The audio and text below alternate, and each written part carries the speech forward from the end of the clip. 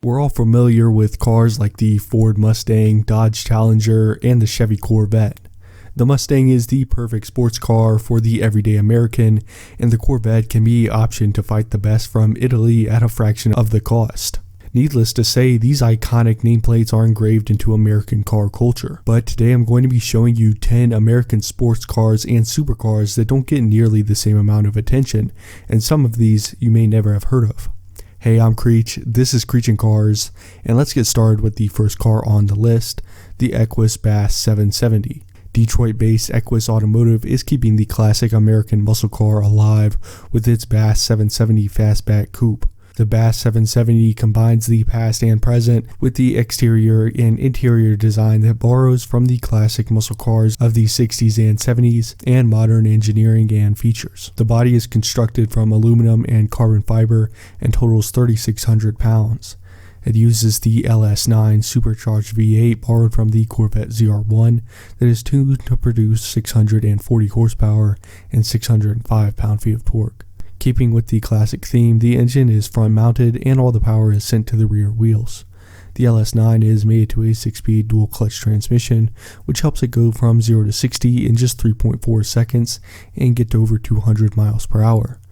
The interior provides modern upgrades like an infotainment screen with navigation, as well as parking sensors and magnetic selective ride control. Each Bass 770 is hand-built by Equus, and it can take 4,500 to 5,000 man-hours to create one model. If you want to have one built for you, expect to pay anywhere from $250,000 to $530,000. Our next car on the list comes from Scuderia Cameron Glickenhaus, or SCG. This company aims to marry the race car and road car with its newest model, the 004. Similarly to the Bass 770, the 004 borrows the Corvette's V8, but the engine is mid-mounted and sends power to the rear wheels. There are 3 submodels for the 004. The 004C has a naturally aspirated V8 that makes 520 horsepower. The 004S has a supercharged V8 that makes 650 horsepower. And the 004CS has a supercharged V8 that makes 850 horsepower. All models produce 531 pound-feet of torque. The S submodel comes with a 6-speed manual transmission, being this one of the last stick-shift supercars you can buy. That amount of power combined with a curb weight of just 2,600 pounds means the 004 can go from 0 to 60 in less than 3 seconds and reach a top speed of 186 miles per hour. The handcrafted interior comes with 3 seats and the buyer's choice for bespoke colors and materials. The base price for one is $483,000 and can go over $700,000 with options. Next up from Shelby Supercars is the Ultimate Aero. Many of you are likely aware of SSC's Tuatara and the company's attempts to set the speed record for a production car. But before the Tuatara, SSC built the Ultimate Aero. The Ultimate Aero was the fastest production car in the world from 2007 to 2009. SSC was able to do this with a GM LS V8 that was supercharged or twin turbocharged depending on the model year. For the first model year in 2004, the Ultimate Aero offered 911 horsepower and 771 pound-feet of torque. By 2006, it was producing 1,045 horsepower and 811 pound-feet of torque. With a curb weight around 2,800 pounds, the Ultimate Aero could go from 0 to 60 in just 2.78 seconds, and in 2007 set the production car speed record at 256 miles per hour. Originally, the Ultimate Aero used a 5-speed manual transmission, but switched to a 6-speed manual in 2006. Later on, a 7-speed automated manual was added for the Ultimate Aero XT trim. The interior isn't up to par with contemporary competition like the Veyron, but luxury just wasn't a huge consideration with this car. New, the Ultimate Aero costs nearly $500,000, but today you can pick one up for around $225,000. With the 4th entry on this list, we have the Vector W8. From 1989 to 1993, the Vector Aeromotive Corporation produced two prototypes and 17 roadworthy W8s. The W8 was a long time in the making, but in the late 80s, Gerald Weigert and Vector were able to produce the car, which was built around the Rodec 6.0-liter twin turbocharged V8, which was mid-mounted and produced 625 horsepower and 650 pound-feet of torque. Vector used a 3-speed automatic from GM and sent the power to the rear wheels, helping the W8 go from 0 to 60 in around 4 seconds. The top speed was projected to be 242 miles per hour, but the fastest speed ever reached was only 218 miles per hour, possibly hindered by the 3-speed automatic. The W8 cost around $450,000 when it was new, and nice examples today can bring up to $1 million. Next, we have the Mosler MT900S. Warren Mosler's dream of creating a lightweight, street-legal race car came true in the mid-2000s with the MT900S. Mosler did everything it could to cut weight, including eliminating power steering. The efforts paid off, and the production version of the MT900S weighs just 2,200 pounds. Using the LS6 V8 from the Corvette Z06, the MT900S made 435 horsepower and can go from 0 to 60 in just 3.1 seconds with a 6-speed manual. In 2007, the MT900S used a larger 7.0-liter LS7 V8 that made 600 horsepower and 557 pound-feet of torque. With a base price of $190,000, only 20 of these were built, and the first one was delivered to George Lucas. Today, they trade hands for $300,000 to $500,000. At number 6, we have the Rezvani Beast Alpha.